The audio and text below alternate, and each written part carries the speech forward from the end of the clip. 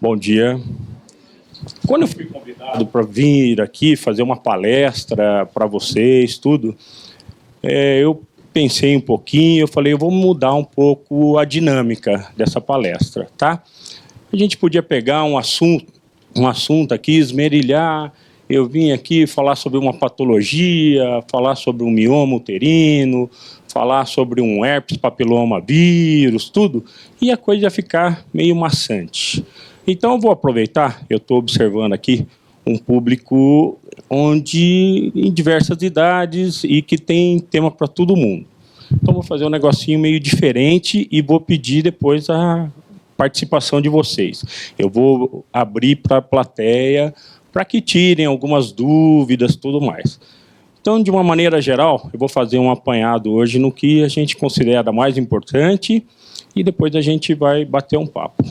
Em primeiro lugar, como não podia deixar de falar, a gente fala da importância dos exames de prevenção. Exames de prevenção esses, que para todas as idades, tá? O exame de prevenção do câncer de colo do útero, o exame de prevenção do câncer de mama, tá? E o exame de prevenção do câncer coloretal. Vou falar um pouquinho da importância deles. Hoje, gente, é a patologia que mais mata no Brasil, tá? Depois no sexo feminino, tudo, e até no masculino, uma surpresa, tá? É o câncer de mama. Ele só perde para os problemas cardíacos, tá? Eu vou falar quais são esses cânceres e não necessariamente na importância e na incidência de cada um. Mas hoje os cânceres que mais matam são o câncer de mama, seguido pelo câncer de tireoide que acomete 75% dos casos de câncer de tireoide são do sexo feminino. Não que o homem não possa ter, mas a mulher, infelizmente, aí está exposta a 75%, a incidência é maior, tá? Depois do câncer de tireoide... Pois não. Não, eu acho tem uma conotação, tem um porquê, né? Eu não falei, mas obrigado da deixa, tá? Obrigado da deixa. Então eu falei o câncer de mama, o câncer da tireoide, seguido depois do câncer de colo do útero, tá? Onde o maior causador hoje do câncer de colo do útero é o nosso HPV, nosso herpes papiloma vírus, tá bom? Depois dessa importância, temos também a importância aí do câncer coloretal, tá? O câncer coloretal, vou falar um pouquinho dos exames de prevenção, todos. Esses são os cânceres que mais acometem aí vocês do sexo feminino. Lembrando também, todas aqui casadas, tudo, e lembrar também os seus maridos, tá? Que o homem também pode ter câncer de mama. O homem tem a mama e, principalmente depois de uma certa idade, começa a ficar um pouquinho mais gordinho, tudo, e a mama aumenta, ele deve fazer também o autoexame de mama, tá? Que não é nada raro a gente ter hoje o homem acometido também pelo câncer de mama. A incidência do câncer hoje, gente, é mais voltada aí ao sedentarismo, tá? Hábitos de vida, alimentação, tudo mais, tá? Falando um pouquinho dos exames de prevenção, então a gente vai falar aqui para vocês da mamografia, tá? A mamografia, ela deve... Isso não fui eu, Zé Roberto, que falou nada, tá?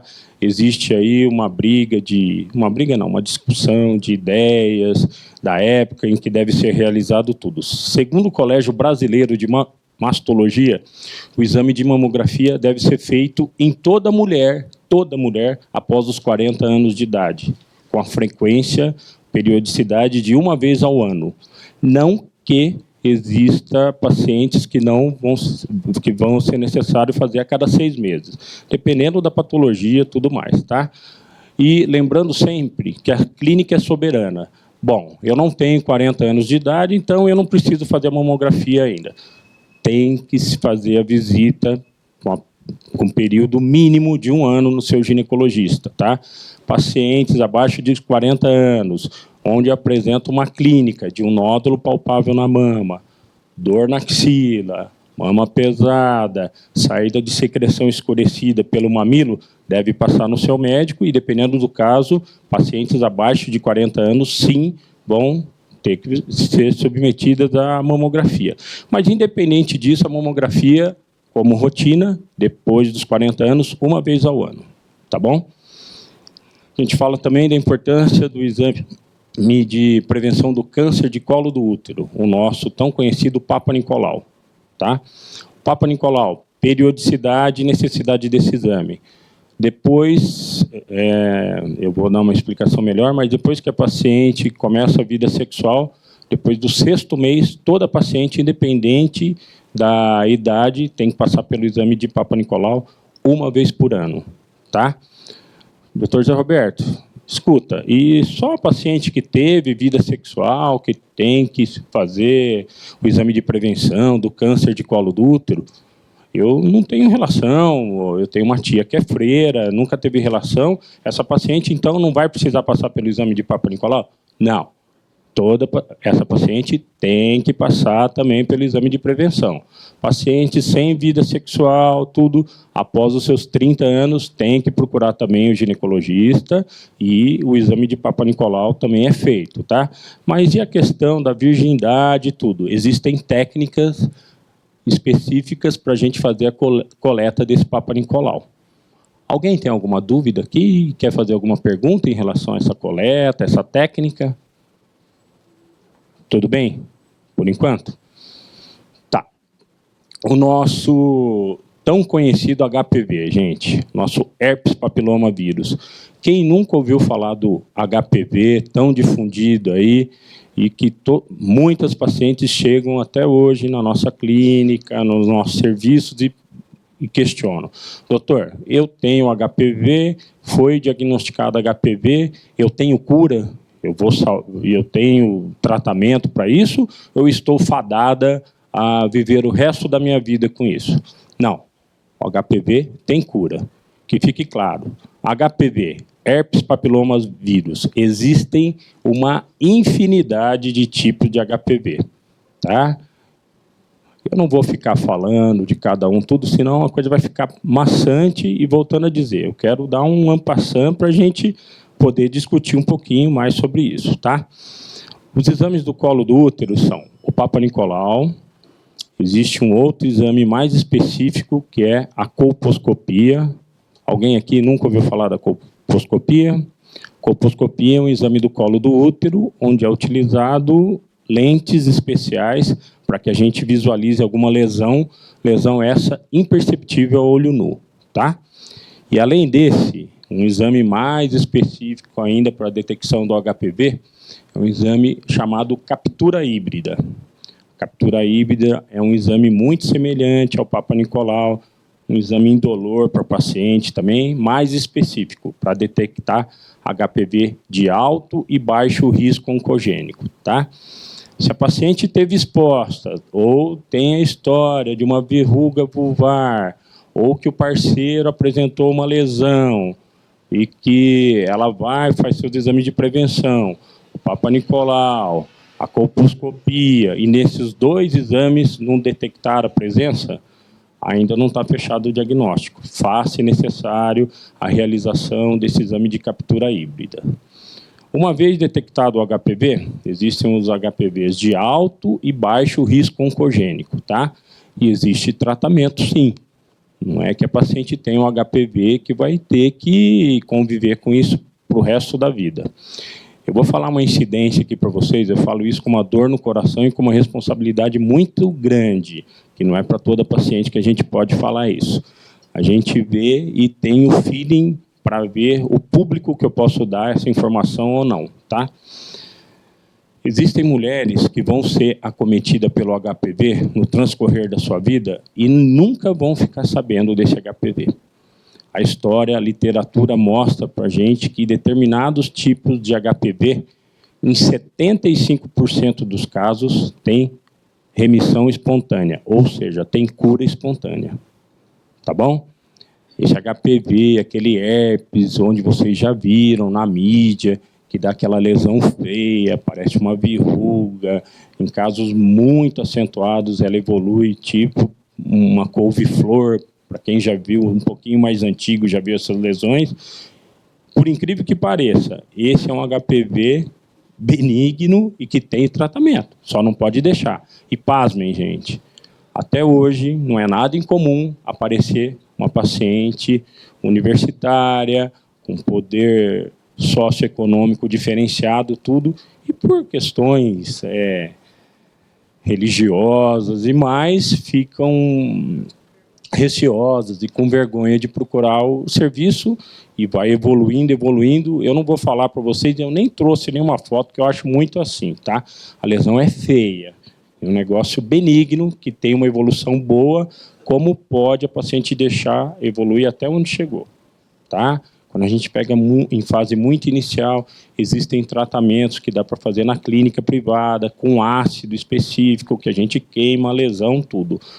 Mas existem casos onde as lesões são tão numerosas que essa paciente tem que passar por um procedimento cirúrgico. A paciente tem que ser internada, anestesiada, para poder fazer a remoção dessas lesões. Tá? Por quê? Cirurgia simples, tudo, mas vocês imaginem uma região sensível, como vulva, vagina, região perianal, região clitoriana, a gente fazendo ali a aplicação de ácido e tirando essas verruguinhas. Ia ganhar uma inimiga para o resto da vida, né? Então, fácil e necessária a internação para poder fazer isso, tá bom? A gente está falando de tudo isso, eu não podia também deixar de falar um pouquinho aqui do câncer de tireoide, tá? Câncer de tireoide, a tireoide é um órgão aí regulador de diversas atividades nossas, e regulador hormonal, tudo isso. Quantas aqui, a gente não vai pontuar, quantas pacientes podem ser acometidas pelo hipo ou pelo hipertireoidismo, tá? E patologia que muitas vezes é um achado clínico, uma visita de rotina, tá? Ou a paciente começa a ganhar peso exageradamente e o inverso também, perder peso exageradamente. Aí vai, procura o médico e fica constatado lá a presença do hiper ou hipotireoidismo, tá? Sinais, dicas para fazer a alteração da tireoide, para detectar alguma alteração da tireoide. Rouquidão, o paciente começa a ficar rouca com frequência, tudo. Garganta seca e aumento do volume no pescoço, tá? Para chegar a esse ponto é que a lesão já evoluiu bastante. Então, fácil e necessário, o seu ginecologista tem, e hoje é obrigatório também a gente fazer a pesquisa da tireoide. Quando vocês forem passar para fazer seus exames, a gente hoje já é protocolo pedir um exame da tireoide. Não que a gente vai tratar, a gente tem a necessidade e a obrigação de diagnosticar e mandar para o serviço especializado. A gente chegou a um consenso, e é uma realidade hoje, a mulher hoje, ela procura o ginecologista, isso sim, mas ela não procura com frequência o clínico, o cardiologista, o endocrinologista, tudo. Então, a gente já segue como protocolo, independente de convênio, que vai deixar pedir esse exame, aquele, ou vice-versa. É protocolo. O paciente chegou, além dos exames da ginecologia, a gente faz uma triagem. Faça a pesquisa da tireoide, faça a pesquisa intestinal, que eu vou explicar o porquê, tá? E tudo mais. Pedir os exames de rotina, colesterol, triglicérides, glicemia. Não que o seu ginecologista vá tratar. Pode ser até que trate, mas faça necessário esses exames para que ele, depois dessa triagem, ele encaminhe ao especialista adequado. Bom, então falei, um detalhe, hoje o câncer de tireoide é um câncer, um dos que melhor tem evolução, tá? Uma vez detectado, como qualquer câncer, né? Uma vez que detectado precocemente, a evolução é infinitamente melhor. Mas de todos esses, o da tireoide é o de melhor evolução, tá bom? Queria chamar a atenção também aqui para a importância falar aqui do exame, o câncer coloretal. O que é isso? É o câncer de reto, né? Um câncer de intestino. Como rotina também, pacientes acima de 50 anos, tá? Tem que passar pelo menos uma vez na vida pelo aquele exame chato da colonoscopia, independente da história familiar, independente da história clínica. Eu estou falando da faixa etária porque ele acomete, na grande maioria das vezes, a paciente acima dos 50 anos, tá? Um examinho relativamente simples. O pior do exame, a gente fala, né, muitas vezes a colonoscopia, fazer um exame no reto, coisa desagradável. O exame em si é super simples, tá? O que é o mais chatinho é o preparo, que tem que fazer o preparo intestinal, aí a paciente vai ter aquele pouquinho de diarreia, enfim, mas muito vale. Uma tarde você vai ter esse problema e é feito um diagnóstico aí para o resto da vida que pode salvar vidas, tá bom? Voltando a dizer, eu falei da necessidade de fazer esse exame após os 50 anos de idade, mas não que paciente antes dessa faixa etária não tenha que fazê-lo. A clínica sempre é soberana. Pacientes que têm um quadro de obstrução intestinal severa, pacientes que têm sangue nas fezes, pacientes com problema de hemorroida, têm que procurar o proctologista para que faça uma avaliação melhor. E, muitas vezes, existe uma patologiazinha ali, gente, que chama-se pólipo. Esse pólipo pode estar no intestino, como pode estar intrauterino, aí é diagnosticado nos exames de colposcopia e tudo mais. E, no caso, agora, em questão aqui, do reto, do intestino, esse pólipo é uma lesão que, se ficar ali, é uma lesão precursora do câncer de reto. Tá bom? Então, falei para vocês desses maiores aí. Falei, então, da mama, do colo do útero, da tireoide, falei do intestino. Bom, de uma maneira geral, esses são os que mais acometem, não que não tenham mais, mas os que mais acometem aí vocês, tá bom? Vamos falar um pouquinho aqui de método contraceptivo, tá? Toda vez que eu falo de método contraceptivo, sempre, no final, sempre tem uma pergunta, porque sempre tem uma coisa nova e uma colocação que alguém aproveite, tá? Então, métodos anticoncepcionais. Hoje, a gente dispõe das tão conhecidas pílulas anticoncepcionais, que são os medicamentos de via oral. Além da pílula, a gente dispõe dos implantes, todo mundo já ouviu falar dos implantes, que é colocado a nível de bíceps, tudo com liberação gradativa de hormônio. Esses implantes têm uma duração média aí de 3 anos, tá bom? Temos também os adesivos, são os adesivos hormonais que a paciente coloca na pele, tudo funcionando como anticoncepcional.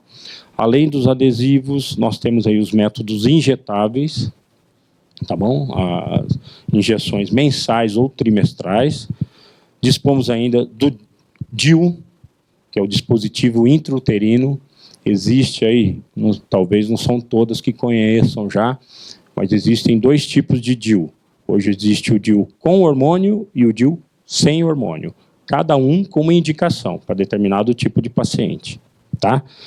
Dispomos ainda de outros métodos, o anel vaginal. Alguém aqui nunca ouviu falar do anel vaginal? Já ouviram? Todo mundo já ouviu? Não? Vou explicar um pouquinho do anel. O anel vaginal é um método, é um anelzinho, como que eu vou falar? É uma argolinha fininha de cílio plástico, tá? E o hormônio está ali dentro. Para aquelas pacientes que não se dão com a pílula anticoncepcional oral, que tem problemas com enjoo, cefaleia, dor de cabeça, tudo mais, hoje a gente dispõe desse anel vaginal. O anel vaginal é um filetezinho bem maleável, onde a paciente vai introduzir via vaginal. Nossa, doutor, simples, fácil, como se fosse um OB, tá? Esse anel a paciente coloca, o hormônio está dentro desse anel e tem absorção sistêmica. Uma vez em contato na cavidade vaginal, com o pH da vagina, tudo, ele começa a liberação gradativa do hormônio. Então, é um método hoje muito utilizado. Coloca-se ele 3 semanas com o anel, que nem aquelas pílulas antigas, que você tomava 21 dias, descansava 7, no 8º dia, independente de estar menstruado ou não, iniciava outra vez. O anel é da mesma forma. Você coloca 21 dias com ele, deu 21 dias, coloca o dedinho, como se fosse um OB, pesca, joga fora, descansa uma semana. No 8º dia, estando ou não menstruada, introduz um novo anel. Mas peraí, Zé Roberto, vou colocar um anel lá? E aí? Não vai atrapalhar em nada, não atrapalha, não vai mudar, não vai sair? Não sai, gente. E não é que você vai ter que colocar e ficar adequando o anel. Uma vez que você colocou, ele se molda ao colo do útero e fica bem posicionado. Se não falarem para o parceiro que está usando, vai ter relação, tudo, ele nunca vai imaginar. Não atrapalha em nada a relação, ele não sente e é super nada. Nada, nada, nada. Zé Roberto, não vai sair? Não sai. E se sair, você vai vê-lo na calcinha, alguma coisa, e coloca de volta. Mas não sai, gente. Ele não sai. Uma vez colocado, ele não sai. Pode pular de paraquedas, bungee jump, surfar, fazer o que... namorar, que ele não vai sair. Tá? Então, é um método novo que a gente tem aí para vocês e prático também, né? Acabou aquele negócio de ficar tomando pílula todo dia. Tá bom? Falei do anel e, além de tudo, né, nós temos aqueles métodos de barreira que hoje já a gente nem divulga e nem prescreve mais, que são a camisinha feminina, tá? Que a paciente tinha que colocar, como se fosse um preservativo, a paciente tinha que colocar antes da relação. Acabava a relação, tinha que tirar. Mas você imagina, para o homem é bem mais fácil, né? Imagina a mulher, antes da relação, espera aí, colocar... Espera aí, tirar, então, hoje é um método que existe ainda, mas não é tão utilizado. Além desse, né, temos aí os métodos definitivos, que são a laqueadura tubária e a vasectomia, tá bom?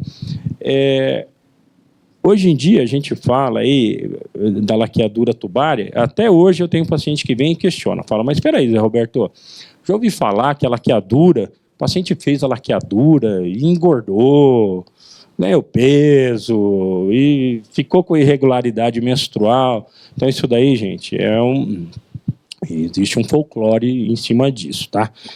Cada vez mais as técnicas vão ficando aperfeiçoadas, os fios vão ficando mais modernos, tudo. Se você pegar, eu não sou tão velho, mas se você pegar 40 anos atrás, os métodos anticoncepcionais, quando ia fazer a laqueadura, tudo, o colega ia lá, muitas vezes, ou tirava a trompa inteira da paciente, ou tirava os ovários. Então, isso causava grandes transtornos. Hoje, a técnica para fazer a laqueadura, a paciente continua com trompa, a paciente continua com ovário. Dá licença. A técnica que a gente usa, vamos imaginar, eu sou útero, os braços são a trompa e o ovário está aqui. Então, o que consiste a ovulação? O paciente ovula com os ovários, a trompa vem, capta, existe aqui uma pelicazinha. Perdão. Não. Então, vamos lá. Então,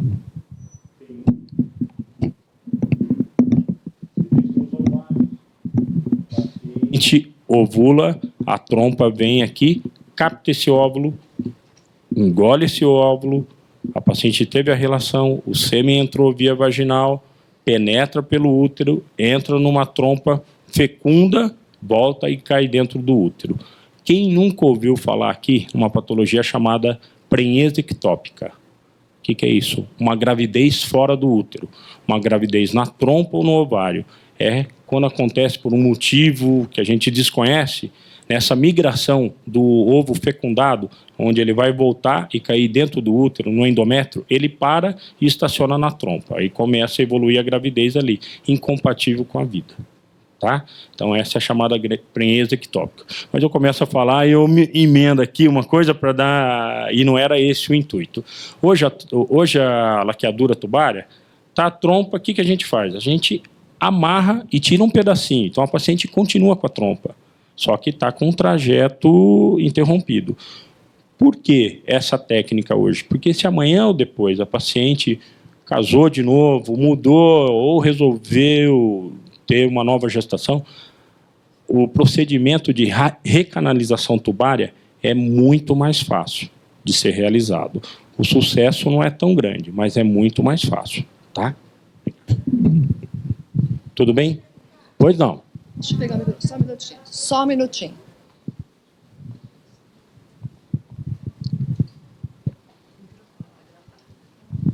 Bom dia, doutor. Bom Eu dia. queria saber, a laqueadura, ela tem como fazer a regressão dela? Tem como fazer a reversão, é o que eu estava falando. Existe a reversão da laqueadura, mas o índice de sucesso não é tão grande. A trompa é um órgão muito friável, é muito fininha, tá? E uma vez que você fez essa cirurgia, por menor invasiva que seja, vai existir ali uma cicatriz e uma fibrose, tá? Então, muitas vezes, por mais que você faça a cirurgia de recanalização, que é feito com microscópios especiais, tudo, fica uma fibrosezinha ali e impede a passagem ali do óvulo, para que o espermatozoide encontre. Mas é reversível, e tem muitos casos que dão certo, tá bom? Mas eu chamei a atenção da laqueadura pelo seguinte, aí a paciente vem e fala, eu fiz a laqueadura e comecei a engordar, e fiquei diferente, diminuiu a libido, tudo isso. Então, o que acontece? Primeiro, aquilo do passado que eu falei, as técnicas eram diferentes, os colegas tiravam ali o ovário, a trompa inteira. Então, isso acabava acarretando numa alteração hormonal, onde a paciente tinha ganho de peso, tudo isso. Hoje em dia, as técnicas são mais modernas, tá?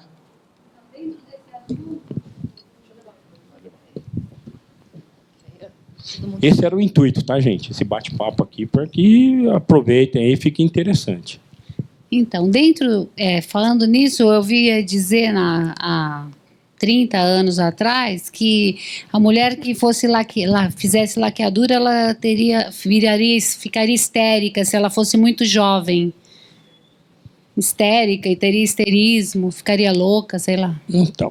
Tem alguma influência? Não tem porquê. O que acontece? Volto a dizer, essa questão que falavam aí, dessa histeria, tudo, é que muitas vezes eram removidos os ovários também, tá? Quem que produz os hormônios?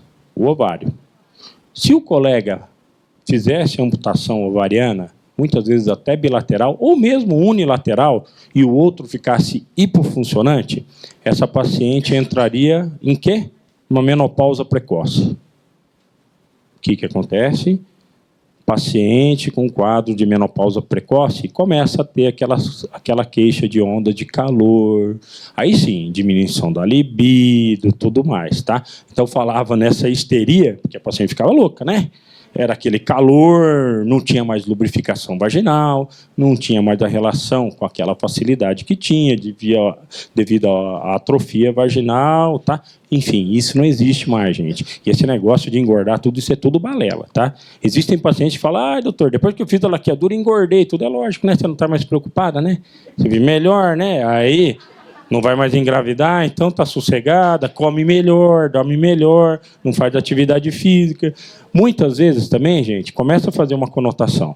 A paciente que vai procurar a gente para fazer a laqueadura é aquela paciente que já tem prole constituída. Ela vai fazer no terceiro filho, tudo mais. Já tem uma idade um pouco mais avançada, na maioria das vezes. E, aproveitando o gancho, não é toda paciente que vai fazer laqueadura, tá?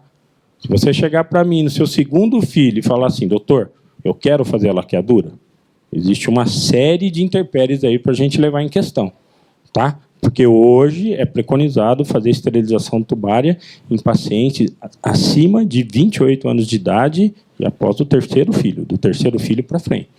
Não pense vocês que a paciente, você ganhou o seu primeiro nenê e eu quero fazer laqueadura. Não vai rolar. Não é assim. Então, aproveitando esse gancho, o que acontecia? Pacientes que iam fazer laqueadura faziam numa idade um pouquinho mais avançada, muito próximo da menopausa. Em seguida, entravam na menopausa. Aí viam com todos aqueles sintomas, tudo, tá? E no período da menopausa, é lógico que não é regra geral, mas na grande maioria das vezes, começa a ter um acúmulo de gordura, massa muscular morta, tudo isso, tá? Se a paciente não for aquela paciente ativa, que faça a sua atividade física, tudo, ela vai estar mais exposta a tudo isso, tá bom?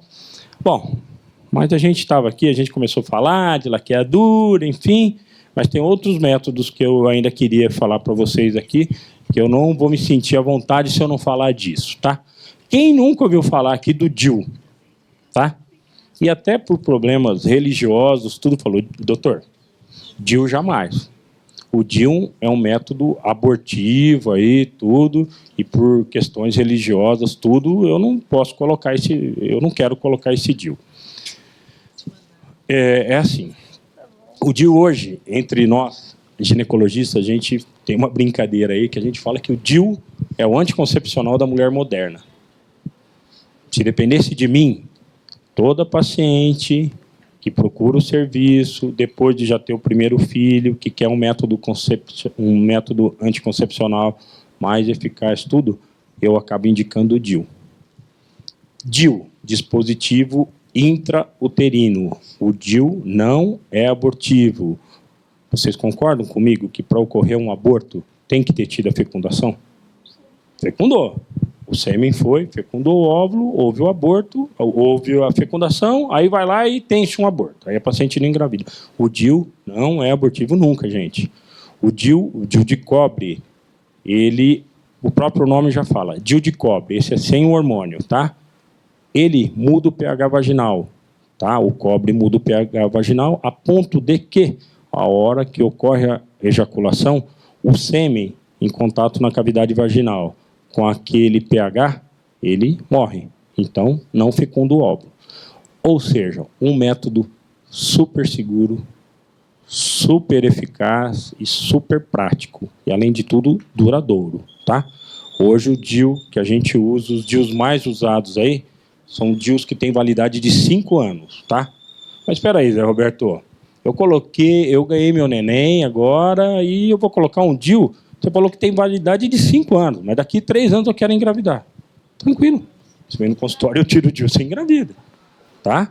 Você não vai estar exposta a ter que tomar medicação todo dia. O anticoncepcional, gente, é um santo remédio. Volto a dizer, ó, já pensou o ginecologista vir aqui e falar para vocês não usarem anticoncepcional? Estou indo contra mim mesmo, tá? Existe uma evolução hoje dos anticoncepcionais que são maravilhosas. Nós começamos, antigamente, a gente começou com os anticoncepcionais trifásicos, que tinham 3 fases. Não são todas aqui, e não sei se alguma de vocês aqui lembram daquele anticoncepcional chamado Triquilar. Quem já ouviu falar? Triquilar, então. Por quê? Era um anticoncepcional muito bom, e é até hoje, mas ele é um anticoncepcional um pouquinho mais antigo. Triquilar, o nome fala, trifásico. Depois do trifásico, eles foram evoluindo. O que eu chamo de evolução do anticoncepcional? Vai diminuindo a carga hormonal, a dosagem hormonal, ou seja, menos hormônio para oferecer para o paciente. Começamos com os trifásicos, passamos para os difásicos. Quem nunca tomou aqui um microdiol da vida? Quem nunca ouviu falar de um Diane 35? Tudo isso daí. E hoje a gente usa os anticoncepcionais monofásicos, tá? Então são aqueles anticoncepcionais com uma carguinha hormonal menor. Aproveitando aqui, tem um público um pouco mais jovem que deve ser usuária desses.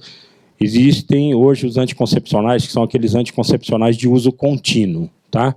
Onde a paciente até para de menstruar. Aí, aproveitando a sua pergunta, fala, até hoje escuto, viu? Gente, é o seguinte, doutor, se eu parar de menstruar, como é que vai ter esse sangue aí? Vai subir para a cabeça mesmo? Não vou menstruar? Isso daí não existe, né, gente? Isso daí não existe nunca, tá?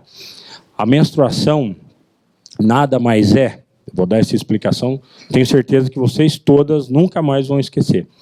A menstruação nada mais é, dentro do útero existe um músculo chamado endométrio, tá? Todo mês a gente compara o útero, o endométrio, com uma flor. A flor floresce, depois ela seca e cai as pétalas. É assim que funciona com o endométrio.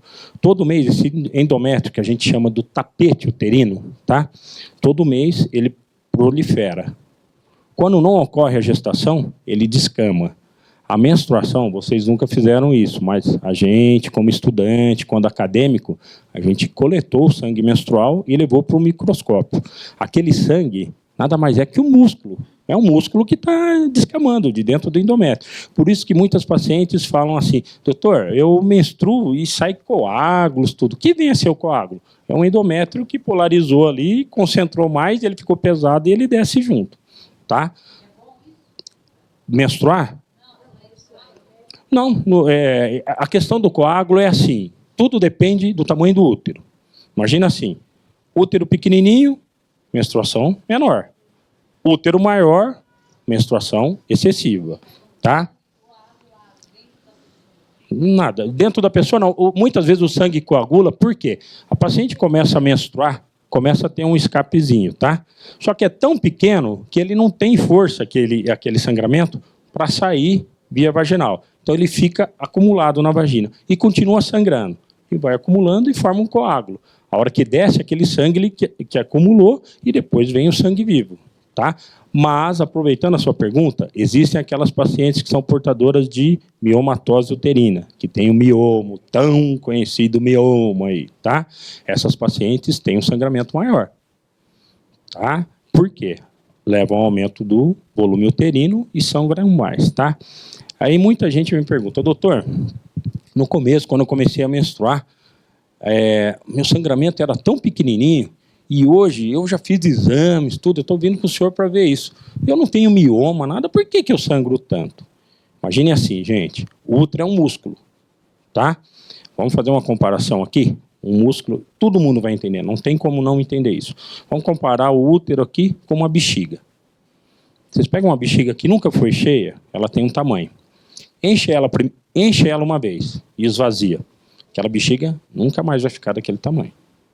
Enche ela a segunda vez, vai aumentar. E assim, respectivamente. O ciclo gravídico funciona da mesma forma.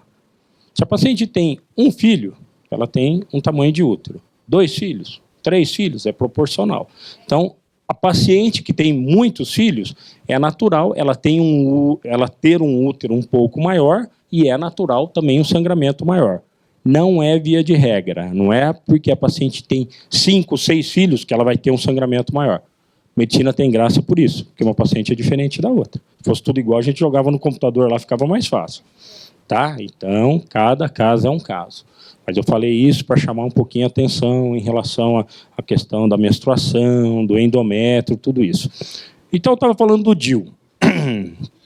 Que o DIU vai lá e impede que ocorra a fecundação, tudo. Existem algumas regrinhas básicas. A gente escuta até hoje falando assim, doutor, minha prima lá, a minha vizinha, tinha o DIU e engravidou. E aí, como é que fica? Existem alguns truques, existem alguns cuidados. Dispositivo intrauterino. É um aparelhinho que vai do meio externo para o meio interno.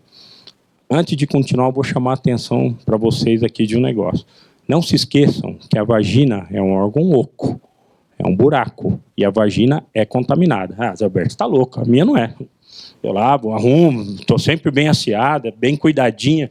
Não existe isso, gente. Por maior asseio que tenha, é um órgão oco e é contaminado. Você imagina você colocando um aparelho passando pela vagina e aproveitando para colocar dentro do útero. Se você não tiver o cuidado de fazer os exames preventivos, fazer o diagnóstico dessa paciente, se ela tem ou não um corrimento, uma inflamação no colo do útero, você tem que tratar tudo isso para depois seguir o passo de colocar o DIU. Tá? Infelizmente, né, fico com uma dor no coração tremenda de falar isso, mas não são todos profissionais, como em todo lugar, né?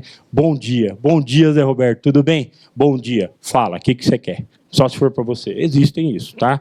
Então, existem colegas que a paciente chega lá e o colega vai, você quer colocar o DIU? Tá bom, vamos colocar o DIU e não toma esses devidos cuidados, tá? São aquelas pacientes que vão ter problemas, tudo mais. Mas eu falei tudo isso por quê? Para colocar o DIU, então, em primeiro lugar, a gente tem que ter certeza do tamanho do útero da paciente. Então, a paciente tem que fazer um ultrassom antes, tá? Para a gente ver, o DIU tem tamanho. E a gente coloca o DIU mediante o tamanho uterino, tá? O paciente tem que ter feito um Papa Nicolau, tem que estar tudo bonitinho. Tá tudo bonitinho? Tá. Então vamos colocar o DIU. Tá, coloquei o DIU. Pô, Zé Roberto, beleza. Coloquei o DIU, estou 5 anos sossegado. Alto lá, tá? O DIU, uma vez introduzido o DIU, A anatomia é uma coisa maravilhosa, tá? Então, tem pacientes que têm ali um desvio no útero. Em alguns casos, a incidência é muito pequena, mas em alguns casos pode acontecer do DIU descer, tá? E a paciente foi lá, colocou o DIU. Bom, muito obrigado. Daqui 5 anos eu volto aqui para o senhor, tá? Para a gente ver. Calma. Uma vez colocado o DIU, o primeiro mês a paciente ainda não está liberada para ato sexual sem nenhum outro tipo de prevenção. A gente pede o primeiro mês de prazo, tá?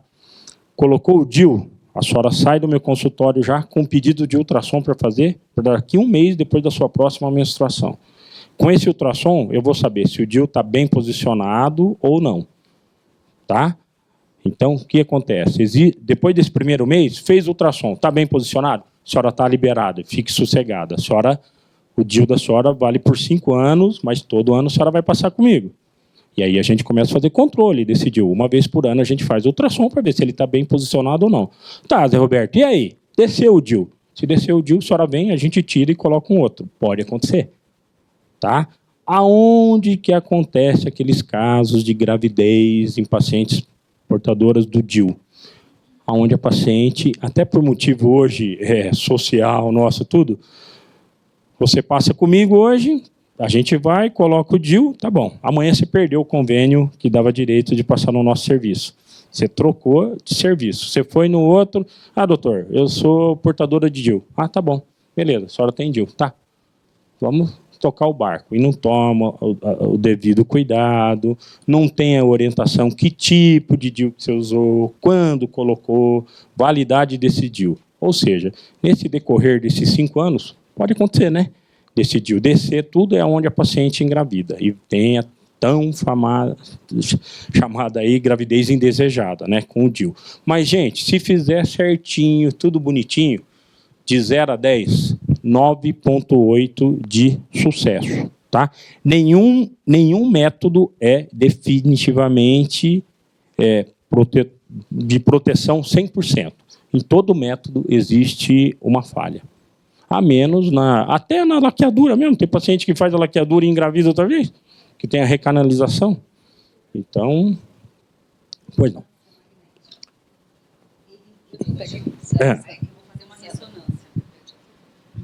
Eu tenho DIU, vou fazer uma ressonância. Ele pode tirar o DIU do lugar? Pode deslocar. É difícil. Por quê? Você lembra quando colocou o DIU? Quando a gente coloca o DIU ele tem umas garrinhas, tá? Essa garra, ela fixa no endométrio, tá?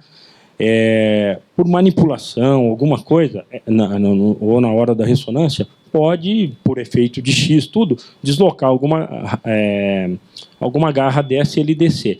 Mas por isso que eu dei toda aquela ênfase, tá? Você tem que procurar seu profissional e uma vez por ano fazer o exame para ver se ele está bem posicionado ou não, tá? E a gente orienta, do serviço. Se um dia, infelizmente, você passar por um acidente, precisar fazer algum exame de imagem mais agressivo, procure o nosso serviço outra vez para a gente fazer a manutenção desse DIU. Tá bom? Engorda? O que? O DIU? Então, aí é que tá. Esse DIU, aí é que tá. O DIU, então, lembra que no começo eu falei que tem 2 tipos de DIU. O DIU com hormônio e um DIU sem hormônio. Isso tudo que eu estou falando é do DIU sem hormônio. Agora existe o DIU com hormônio, tá? Que é o com hormônio é que a paciente não menstrua. Detalhe, essa questão de não menstrua, volto a dizer, não é uma via de regra, tá? Existem pacientes que entram em amenorreia. Amenorreia é falta de menstruação. Mas tem pacientes que mesmo com o DIU tem um pinga-pinga de vez em quando ou menstruam. Tá legal? Aí o que acontece? Essa questão do engorda. Eu pego e dou o mesmo anticoncepcional para você, para a senhora e para você. Você vem me agradecer, ela quer me bater e essa fica em cima do mundo. Então, por quê? Porque cada uma responde de um jeito. Então, existem aquelas pacientes usuárias do Mirena, o DIU com hormônio, ele chama Mirena, não tem outro no mercado, é o Mirena, tá? Então, tem pacientes que se dão super bem e tem outras pacientes que, por efeito hormonal, não se dão tão bem com o DIU do Mirena e acaba ganhando um peso, tudo. Mas é difícil, hein? Tá? Agora, Zé Roberto, você está falando aí do Mirena, quando colocar o Mirena, quando colocar o DIU normal, tudo. Isso tudo vai na entrevista para com cada paciente. Cada paciente tem um desejo e cada paciente tem uma clínica, tem os sintomas, tá? O DIU de Mirena hoje é usado para aquelas pacientes ou que manifestam o desejo por amenorreia, mais uma vez eu falo, por falta de menstruação, e não tem problema não menstruar, Zé Roberto? Não, não tem problema, mesmo porque não é definitivo, é um método transitório. Saquei o DIU, você volta a menstruar normal, acabou, tá? Agora tem as indicações também, quem usar o DIU de Mirena, tá? Quem usar o DIU de Mirena? Aquelas pacientes que têm TPM severa, que quando chega no período da menstruação, bate no marido, morde o cachorro, tudo aquelas coisas lá, tá? Essas pacientes são pacientes que têm uma indicação para usar o DIU de Mirena. Por quê? Pela tendência em fazer amenorreia. Outras, aquelas pacientes que têm um fluxo menstrual muito exagerado. Colocando o DIU, vai melhorar esse fluxo porque ela vai parar de menstruar. Imagina assim, gente. Se você parar de andar hoje, o que vai acontecer com sua perna? Atrofia. Se você parar de menstruar, esse útero também regride e o endométrio, que é aquele músculozinho lá que eu falei, também atrofia, tá? E a paciente para de menstruar. Outra indicação do DIU, pacientes que têm mioma, que sangram um pouquinho mais que o exagerado e ainda não é aquele mioma cirúrgico, aquele mioma que a paciente tem que passar pela cirurgia de extirpação desse mioma, tá? Por quê? Colocou o DIU, ela para de menstruar, muitas vezes é músculo, ele atrofia e melhora o quadro da paciente, tá? Bom, alguma dúvida mais aí do DIU, tudo? Que ainda tenho tempo ainda para falar mais algumas coisinhas? Pois não. Na verdade, assim, eu nem sei se o termo que eu estou usando existe, mas pré-menopausa, essa TPM agressiva, mas com pouco sangramento. Qualquer um dos dois, ou o DIU normal, se a paciente não tem problema com irregularidade e quer usá-lo só, não sei se eu estou respondendo a sua pergunta, se eu não tiver, você me questiona aqui, tá? Como um método contraceptivo, tanto faz, ou com hormônio ou sem hormônio. Entendi. Tá? Agora, veja bem, essa questão que você me falou, tá? A pré-menopausa, tem nome também, viu, gente? Existe o ciclo menstrual normal, existe a menopausa e antes da menopausa existe uma entre-safra, que a gente chama de climatério. Alguém aqui já ouviu falar do climatério?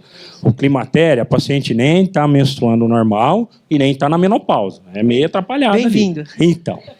Então, tem essa fase aí que tudo vai depender dos seus exames complementares, mamografia, tudo, mas a gente faz um tratamento aí para até protelar. Você sabe que é bom.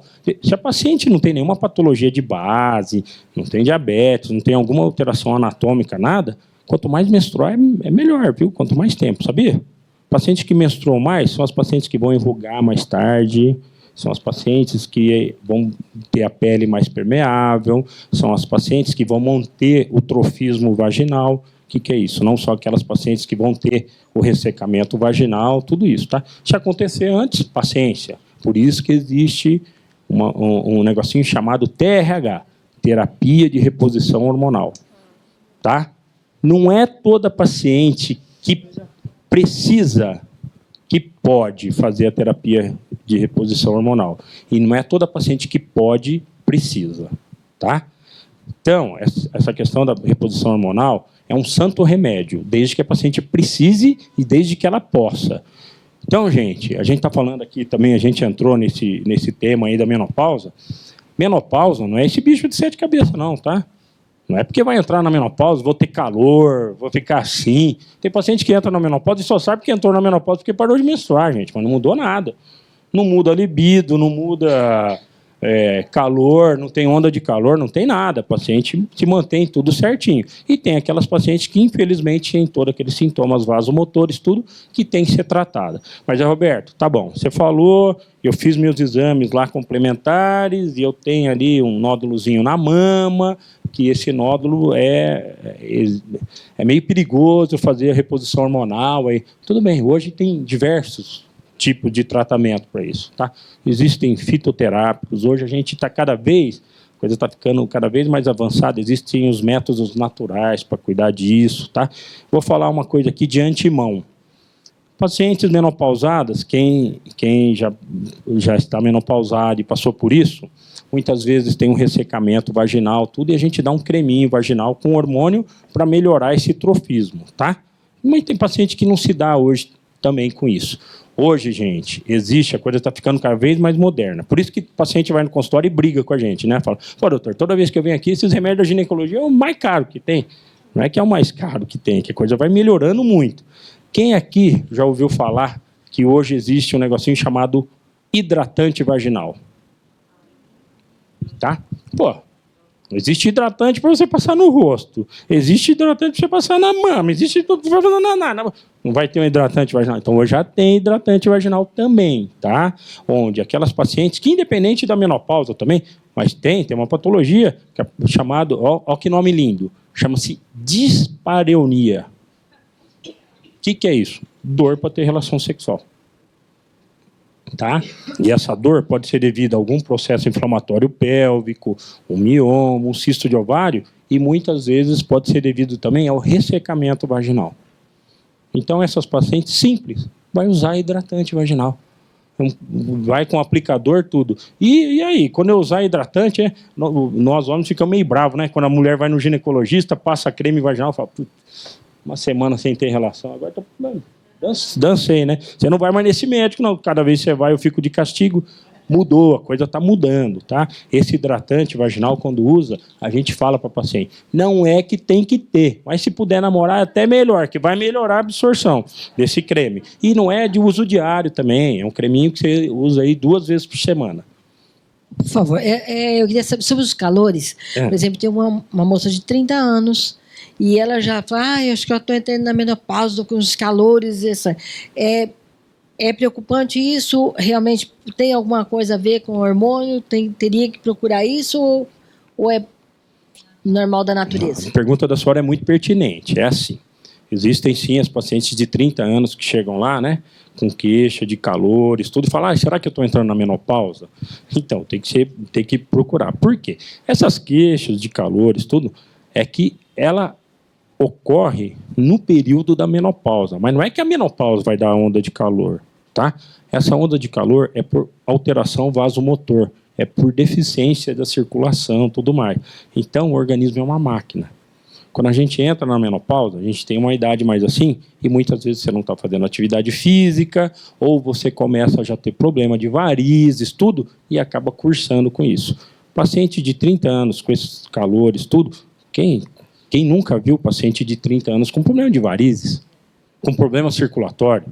Eu tenho um paciente de 30 anos que fazem pré-natal, que eu tenho que orientar o marido e a família, porque durante o pré-natal ou no pós-parto imediato, a paciente tem que levar a baiana, né, para o hospital, ou anda descalço, porque o pé incha, tudo aquilo, tá?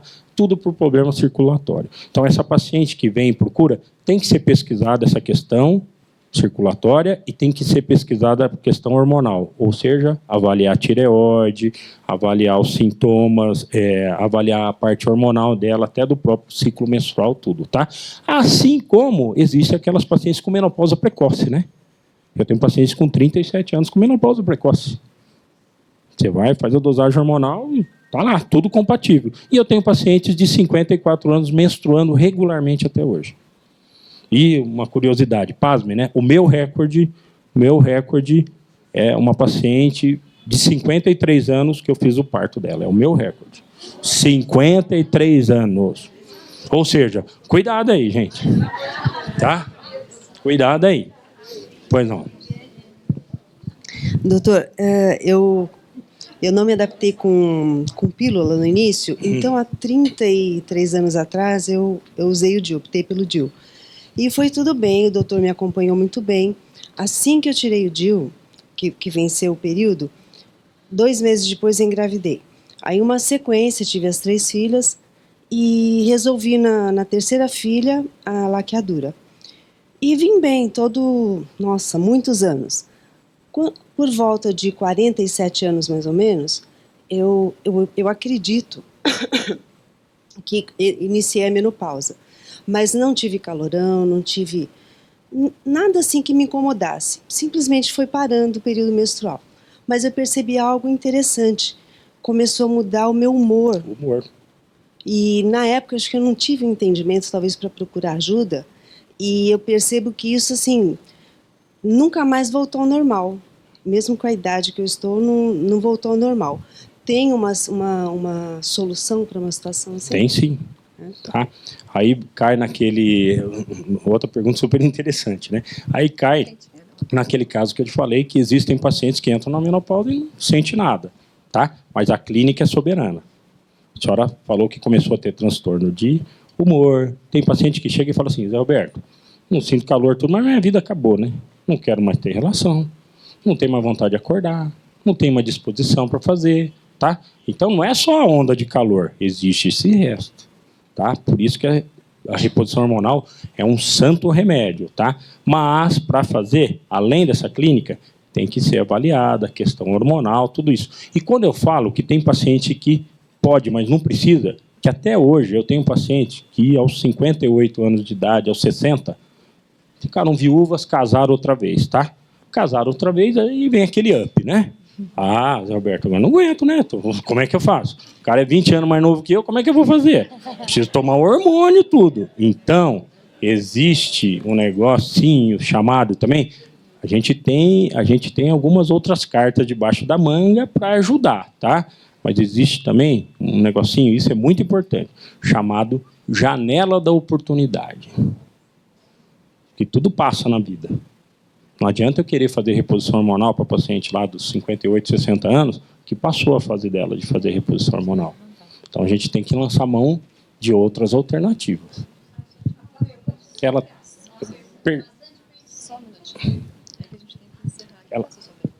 É justamente onde você parou.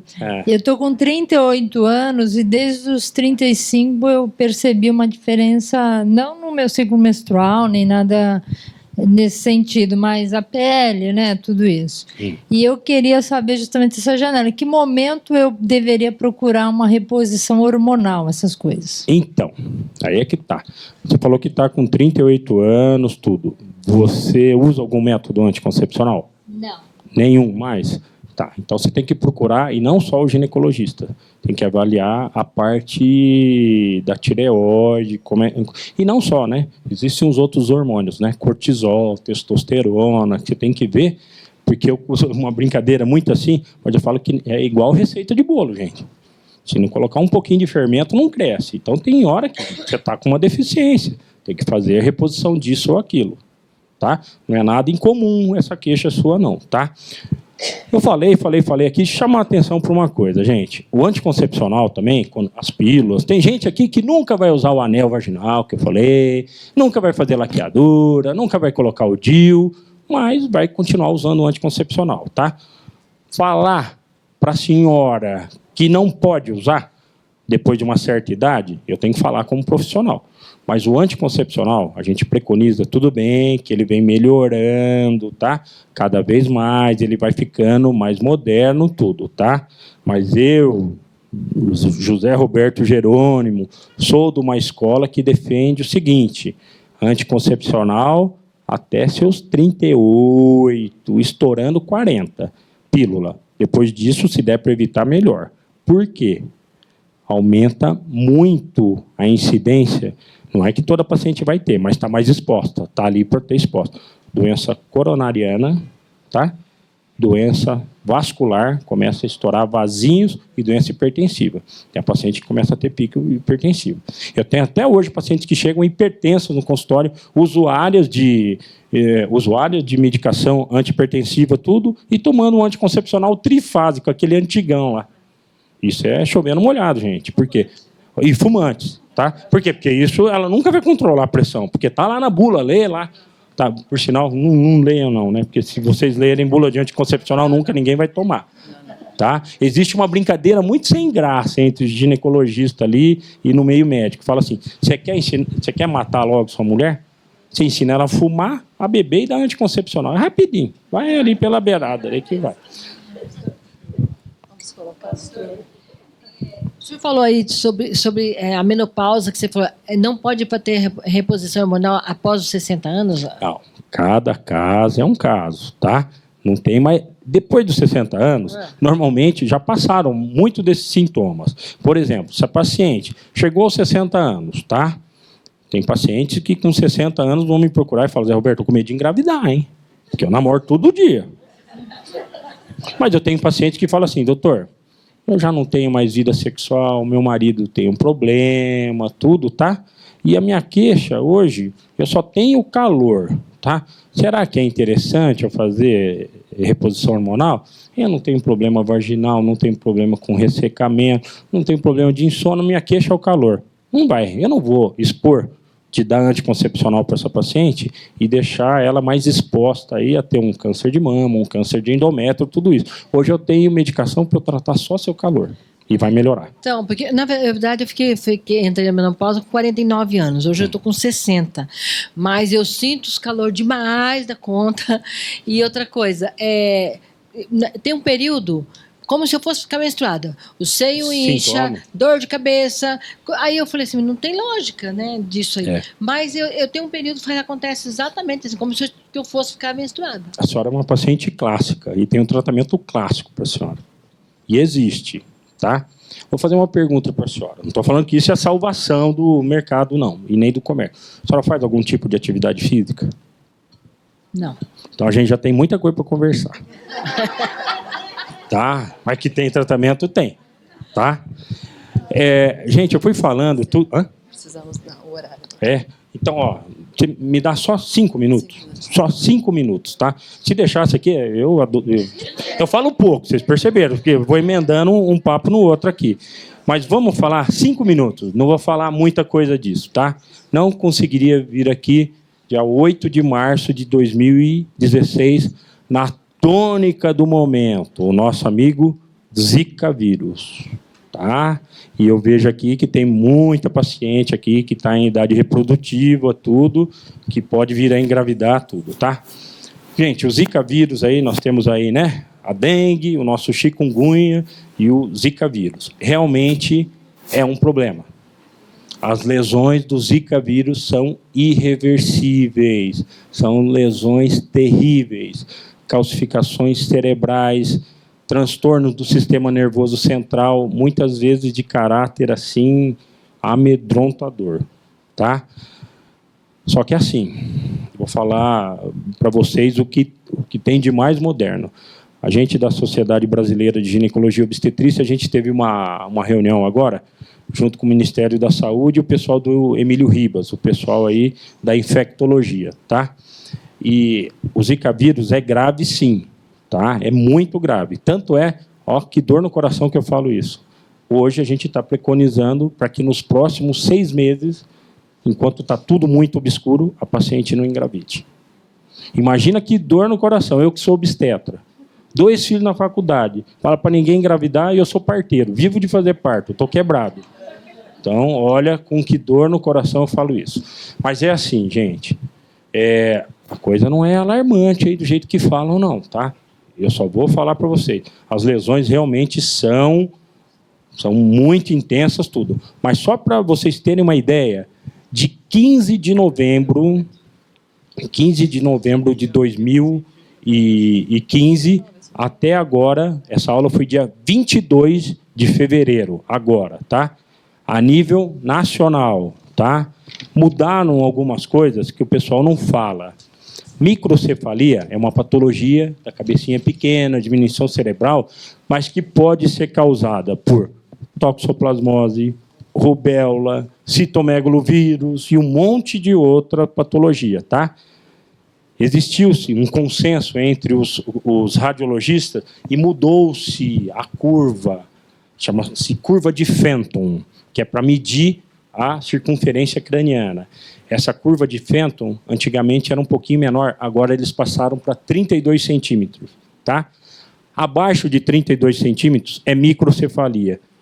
Ninguém fala isso, mas quando mudou essa curva e quando mudou essa medida, começou-se a fazer mais diagnóstico de microcefalia, porque mudou a medida, então começou-se a fazer mais diagnóstico. E aí veio o Zika, tá?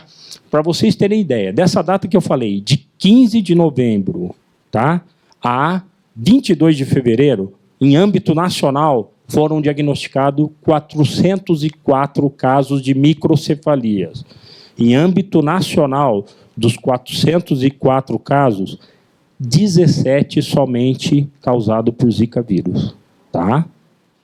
Então, É lógico, estão se fazendo a ênfase. Mas calma, tá? É um bicho de 7 cabeças, tudo, mas não é que toda paciente vai ter isso. É que tem um monte de coisa para ser relacionado. Foi mudada a medida da circunferência craniana, tudo. Especulação. Mas por quê? É o que eu falei antes. Tem microcefalia que é causada por toxoplasmose, rubéola, citomegalovírus, tá? E estão falando aí, existiu uma especulação que foi uma vacina vencida da rubéola que deu isso. Mas não foi isso. Foi a paciente que tomou a vacina e não adquiriu imunidade contra a rubéola e teve rubéola. E a rubéola causou a microcefalia. Mas não foi a vacina que fez isso. Ninguém fala, né? Isso daí, né? Você tomou a vacina e você tomou a vacina e você teve, né? Mas não foi. Foi porque você não adquiriu a imunidade contra a rubéola, veio a desencadear a rubéola e, infelizmente, cursou com a microcefalia. Tá bom? Qual? Sempre. Portanto, é que no calendário da vacinação, 15 anos é feita a vacina contra a rubéola. Hoje, no calendário nacional de vacinação, aos 15 anos, a menina toma a vacina contra a rubéola. Não. Então, é muito obscuro. Já tem indícios que podem ser transmitidas por contato sexual, saliva, tudo. Mas tudo muito incerto. Não adianta, se vocês chegarem para mim, eu gosto disso aí, eu gosto de correr atrás, eu estou sempre nesse meio aí, mas para eu falar, ó, vai fazer esse exame, isso, ainda está muito obscuro. Então, na dúvida, ProRel, 6 meses aí com dor no coração para evitar de engravidar, tá? Gente, me desculpe aí se eu não me expressei bem. Foi um prazer aí. Se deixar, eu fico falando aí, né? Obrigada, doutor. Tá bom?